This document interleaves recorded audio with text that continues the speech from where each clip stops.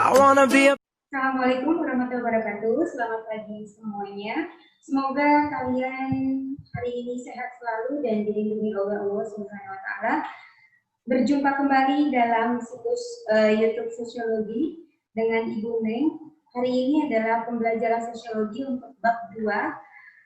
Alangkah baiknya sebelum memulai pembelajaran hari ini kita berdoa terlebih dahulu. Untuk yang non-muslim bisa menyesuaikan, untuk yang muslim Ibu pimpin dari sini. Kita siap-siap ya, berdoa mulai.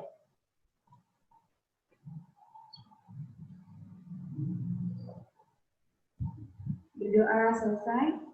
Amin, amin, amin ya rabbal alamin. Mudah-mudahan doa kita dijawab oleh Allah Subhanahu wa taala dan senantiasa selalu diberikan kesehatan dan umur panjang. Amin. Oke, pada kesempatan kali ini sosiologi sudah memasuki bab kedua setelah minggu kemarin kita ulangan. Dan jangan lupa terlebih dahulu kalian absen, lupa nih. Jangan lupa absen terlebih dahulu di absen pembelajaran sosiologi dan juga absen kelas masing-masing ya. Nah, minggu kemarin kita sudah membahas tentang bab 1 yaitu tentang perubahan sosial. Nah, untuk kali ini kita masuk ke bab 2 yaitu tentang permasalahan sosial akibat pengaruh globalisasi. Nah, judul ini pun masih terkait dengan pembelajaran perubahan sosial bab 1. Nah, untuk itu kita mulai saja dalam pembelajaran sosiologi ini. Jangan lupa siapkan alat tulis jika memang kalian ada yang boleh tulis, dan jika ada pertanyaan silakan kalian tulis di kolom komentar di channel YouTube-nya ya. Oke, kita masuk ke slide kedua. Nah, di slide kedua ini ada KD yang ingin Ibu sampaikan ya. Nah, ini di KD kompetensi 3.2 ini, Ibu ingin membahas tentang kalian setelah mempelajari ini, kalian harus memahami berbagai permasalahan sosial yang disebabkan oleh perubahan sosial di tengah-tengah pengaruh globalisasi. Dan untuk keterampilannya, kalian diharapkan bisa mengkategorisasi berbagai permasalahan sosial yang disebabkan oleh globalisasi, serta akibat-akibatnya dalam kehidupan nyata di masyarakat sehingga dapat merespon berbagai permasalahan sosial dan ketimpangan yang disebabkan oleh globalisasi. Nah, sudah jelas sekali ya kompetensi dasar yang disampaikan di sini, bahwa apa yang ingin dicapai setelah kalian mempelajari ini adalah 2 KD ini ya, ada KD pengetahuan dan KD keterampilan. Selanjutnya di slide ketiga, di sini Ibu akan menjelaskan tentang tujuan pembelajaran sosiologi, yaitu tepatnya di materi permasalahan sosial karena globalisasi. Oke. Melalui kegiatan pengamatan globalisasi di lingkungan sekitar, peserta didik mampu mengidentifikasi gejala perubahan sosial di tengah-tengah arus globalisasi secara tepat. Melalui, yang kedua ya, melalui analisis khusus dan dari artikel di surat kabar, peserta didik mampu mengategorikan permasalahan sosial akibat pengaruh globalisasi secara tepat. Nah, yang ketiga nih, tujuan pembelajaran yaitu melalui kegiatan pengamatan tentang permasalahan di lingkungan sekitar, peserta didik mampu menganalisis dan menunjukkan sikap kritis menghadapi tantangan globalisasi secara tepat. Nah, di sini sudah paham dong ya tujuannya akan dicapai, jadi sudah jelas nih dari mulai kompetensi dasar dan sekarang ke tujuan. Selanjutnya di slide PowerPoint, Ibu akan menjelaskan tentang cakupan materi apa saja yang akan dibahas di bab kedua ini. Nah, cakupan materi yang pertama adalah globalisasi, yang kedua adalah berbagai permasalahan sosial akibat globalisasi, dan yang ketiga adalah sikap kritis dalam menghadapi globalisasi. Nah, untuk poin hari ini, Ibu cukup akan mempelajari tentang globalisasinya saja. Untuk 2 poinnya lagi, Ibu akan lanjut ke part 2 dan part 3. Oke, kita mulai ya untuk membahas tentang globalisasi. Nah, globalisasi ini tentunya pasti terkait dengan perubahan sosial ya, sayang. Nah, di globalisasi, kalian juga ada beberapa yang harus dipelajari. Mulai dari 1, pemahaman globalisasi, 2, perkembangan globalisasi, dan yang ketiga adalah tanggapan masyarakat tentang globalisasi, serta yang keempat adalah dampak globalisasi, bagi kehidupan masyarakat. Nah, ini sudah jelas. 4 poin ini yang akan hari ini Ibu jelaskan di dalam part 1 itu bab 2 ini. Oke, selanjutnya kita akan masuk ke slide memahami globalisasi. Apa sih globalisasi itu? Nah, globalisasi ini ada beberapa para ahli dalam sosiologi yang mengatakan bahwa apa yang dimaksud dengan globalisasi ya. Nah, ini ada pengertian globalisasi menurut ahli sosiologi. Nah, yang pertama adalah globalisasi menurut Martin Erbo. Nah, Martin Erbo ini, ya, globalisasi sebagai keseluruhan.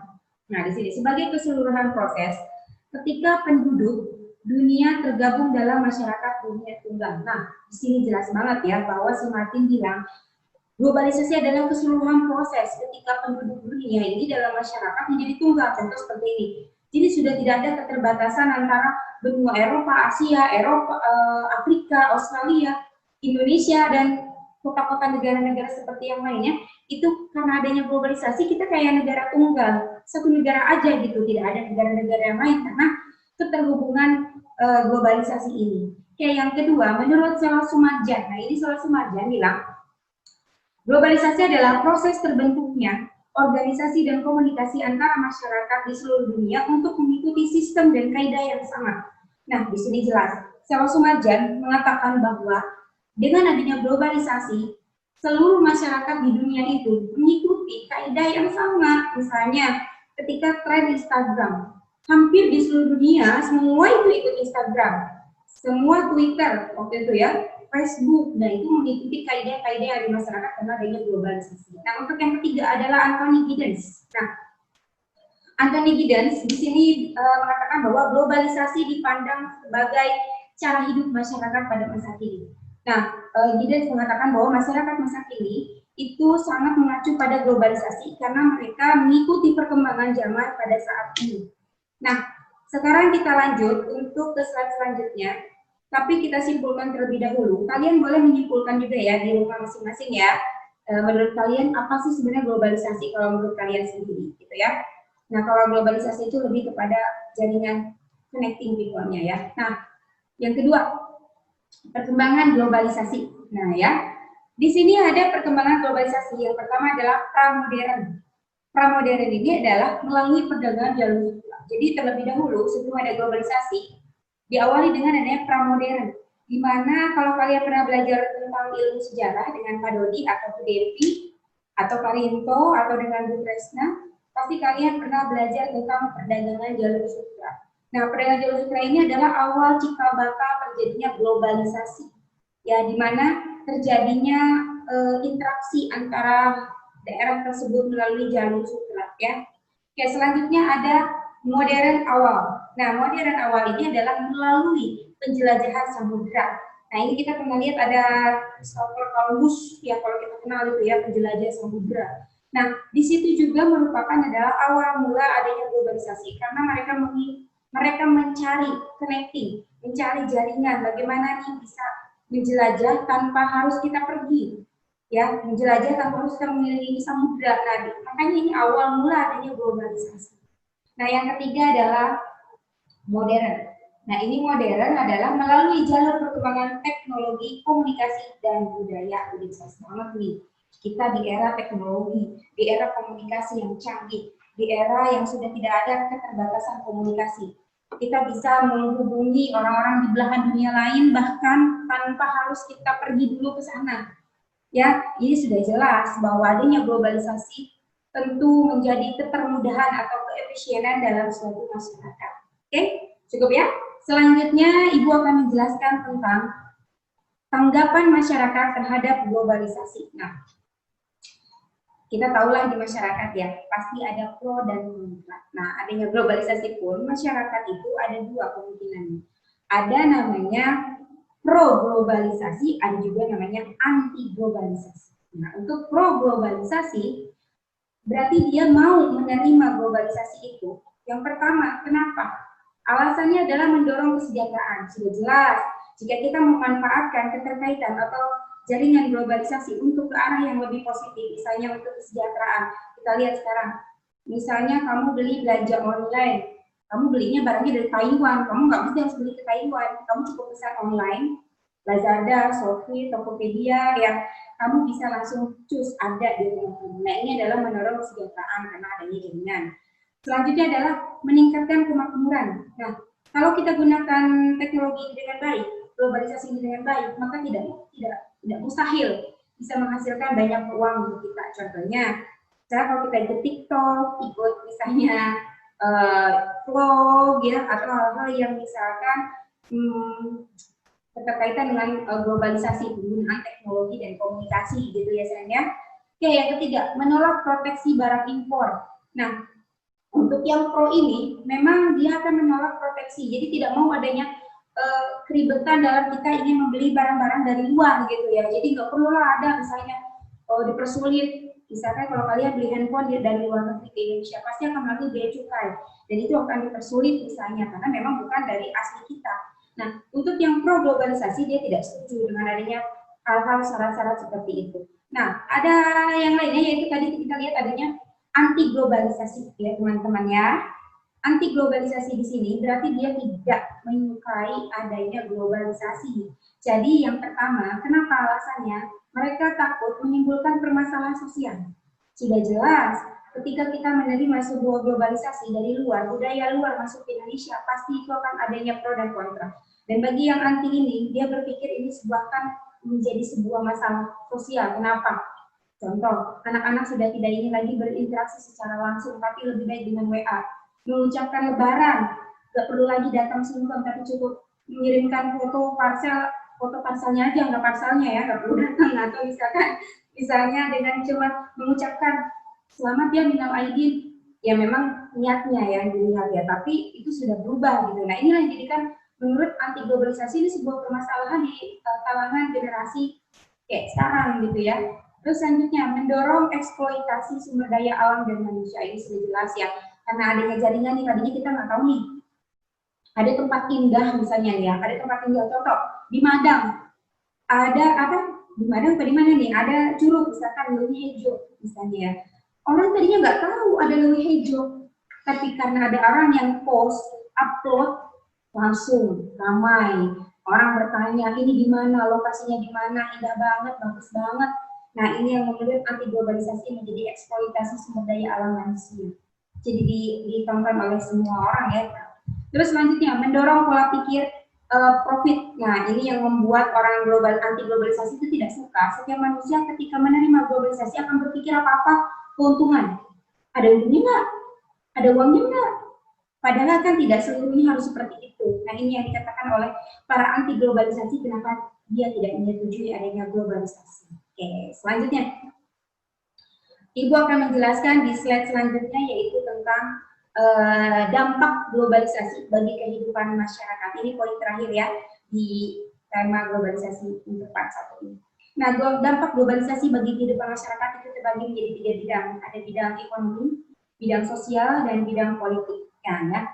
Di sini jelas bidang ekonomi kita buka dulu ya. Apa itu bidang ekonomi? Selanjutnya di slide setelah ini ya. Di bidang ekonomi ini kita bisa lihat ada namanya positif, ada juga yang negatif. Nah, untuk yang bidang ekonomi ini, yang positif, nah ini ya yang positif itu sebelah sini ya. Nah, yang positif di sini ada negara memenuhi kebutuhan rakyatnya. Jelas, dengan ada globalisasi, barang-barang impor dari kopi Toraja, kopi Papua sampai sarang semut Papua itu laku di luar negeri.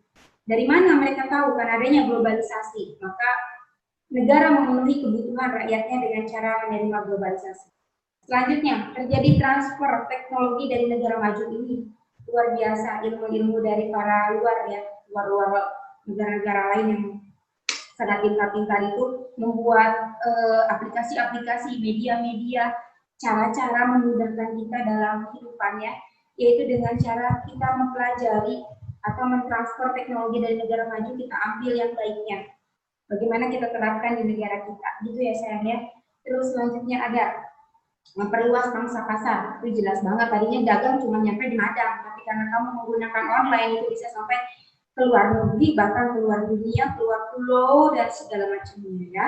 Selanjutnya Menambah sumber devisa. Nah, menambah sumber devisa sudah pasti. Ketika barang kita sudah diakui oleh negara lain, maka akan ada devisa untuk negara kita sendiri dan kita ikut peran serta membangun negara kita dengan melalui pajak. Ya. Selanjutnya, selain ada positif, di bidang ekonomi pun ada negatif. Yang pertama adalah industri kecil yang lemah tidak dapat bersaing dengan industri besar. Ini jelas sebagai industri yang tradisional yang tidak menggunakan jaringan internet. Contoh ini, contoh tukang daun singkong yang keliling sama daun singkong yang ada di supermarket atau daun singkong yang di online kan. Pasti yang tradisionalnya tetap aja dia tidak merasakan ada dampak apa-apa dengan globalisasi gitu ya. Jadi industri kecil yang semakin lemah terkalahkan oleh kalau saing gitu ya, atau kamu beli sebelah tetangga kamu jualan, tapi kamu lebih milih di online. Nah itu udah jelas ya akan memperlemah bagi yang tradisional gitu ya, karena tidak bisa bersaing. Nah selanjutnya terjadi pembagian kerja skala dunia. Nah ini terjadi pembagian kerja ya, jadi di bidang ekonomi itu terjadi pembagian skala kerja skala dunia ya, mana nih priority ekspor impor yang paling besar, di mana negara kita tuh misalkan penghasil apa, pengekspor apa gitu ya. Lalu mendorong masyarakat berperilaku konsumtif. Nah ini juga ya, dengan adanya banyaknya kita misalkan nih lagi diem nih BDR di rumah, bete online. Yang nggak penting tuh barang dibeli kerudung, padahal udah punya, ih lucu beli lagi, ih lucu beli lagi. Nah, padahal kita tuh nggak butuh-butuh banget. Nah, itu yang disebut dengan konsumtif kita ya, jadi konsumtif. Misalkan tempat handphone ini masih bagus, tapi ini lucu gambarnya, ini banget dibeli deh, ya. Padahal itu nggak terlalu dibutuhkan. Selanjutnya, menimbulkan ketergantungan terhadap investasi asing dan bank dunia, ini sudah jelas ya. Jadi kita tergantung dengan harga naik turunnya dolar, kita sudah pangsa perdagangan kita sudah pasang luar. Oke, seperti itu aja ya untuk di bidang ekonomi. Selanjutnya Ibu akan menjelaskan di bidang sosial ya kalau salah ya, di bidang sosial budaya. Oke, di bidang sosial budaya ini ada beberapa poin juga. Yang pertama adalah di sini ya. Di bidang positif itu ada budaya lokal. Budaya lokal dikenal dunia. Ini jelas sekali ya, budaya lokal dikenal dunia. Bagaimana bidang sosial budaya ini, budaya yang tadinya nggak dikenal, contoh ya, apa ya, main kelereng. Orang Australia nggak tahu bahwa di Indonesia dia main kelereng gitu ya. Tapi karena budaya kita misalnya terekspos, terupload, orang luar bisa lihat. Bahkan misalkan budaya lokal kita ketika Lebaran tuh sungkeman. Nah, tadinya orang nggak tahu, tapi sekarang jadi tahu. Itulah budaya lokal di dunia gitu ya, saya. Atau contoh misalkan masakan Sumatera Barat yang dikenal apa sebagai makanan terenak di dunia, rendang. Nah, tadinya nggak tahu yang tuh cuma dari Indonesia bahwa rendang itu makanan Sumatera Barat, tapi sekarang rendang sudah diakui dunia sebagai masakan terenak di dunia. Wow, luar biasa ya. Selanjutnya, masyarakat dapat mengenal budaya asing. Oke, tentu pasti dengan adanya globalisasi kita bisa mengetahui budaya asing yang masuk ke Indonesia. Contoh, kamu nonton K-pop, kamu tahu dia budaya Korea, kan kamu nonton drama Korea, sarangeo, cuminya, atau sarang tawon gitu ya. Nah, masyarakat dapat mengenal budaya asing gitu ya. Contohnya orang Korea, oh ternyata orang Korea makannya banyak ya, tapi nggak gemuk, gitu kan budaya. Oh ternyata orang Korea itu kalau menikah itu di usia yang lebih tua, misalnya lebih dewasa, oh gitu ya. Oh orang Korea itu senang banget makan kimchi misalnya. Oh seperti itu, nah itu yang budaya asing jadi kita ketahui. Selanjutnya, kehidupan masyarakat semakin maju. Ini sudah pasti ya, karena terekspos oleh globalisasi ini, kehidupan masyarakat pun dari tadinya misalkan tidak ada pariwisata nih, karena masuk ke luar negeri nih, uploadan foto-fotonya, keindahan sumber dayanya, maka orang luar akan masuk ke kita dan itu akan menjadikan masyarakat semakin maju karena adanya pemasukan. Nah, selanjutnya, negatif ada kultur shock. Apa sih kultur shock, Bu? Kultur shock, kaget.